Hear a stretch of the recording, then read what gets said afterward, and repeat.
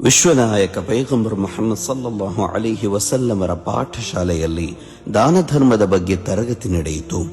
ಸಂಪತ್ತು ಇರುವವರು ಅವರ ಸಂಪತ್ತನ್ನು ದಾನ ನೀಡಲಿ ಹಾಗೂ ಏನೂ ಇಲ್ಲದವರು ತಮಗೆ ಸಾಧ್ಯವಾದದ್ದು ದಾನ ನೀಡಿರಿ ಎಂಬ ಸಾರವು ಆ ತರಗತಿಯಲ್ಲಿ ಅಡಕವಾಗಿತ್ತು.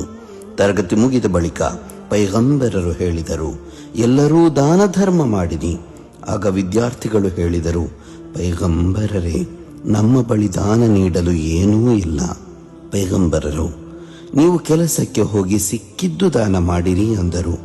ಅದು ಅಸಾಧ್ಯವಾದವರು ಏನು ಮಾಡಲಿ ಅಂತ ಕೇಳಿದಾಗ ಇನ್ನೊಬ್ಬರ ಅಗತ್ಯತೆಗಳನ್ನು ಪೂರೈಸಿಕೊಡಿ ಎಂದು ಉತ್ತರಿಸಿದರು.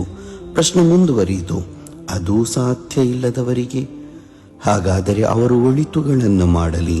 ಇದ್ಯಾವುದೂ ಸಾಧ್ಯ ಆಗದವರು ಯಾರಿಗೂ ನಾಶ ಬಯಸದಿರಿ, ಅದು ಕೂಡ ಒಂದು ದಾನ ಎಂದು ವಿಶ್ವನಾಯಕ ಪೈಗಂಬರ್ ಮುಹಮ್ಮದ್ ಸಲ್ಲಲ್ಲಾಹು ಅಲೈಹಿ ವಸಲ್ಲಮರು ನೀತಿ ಪಾಠ ಹೇಳಿಕೊಟ್ಟರು.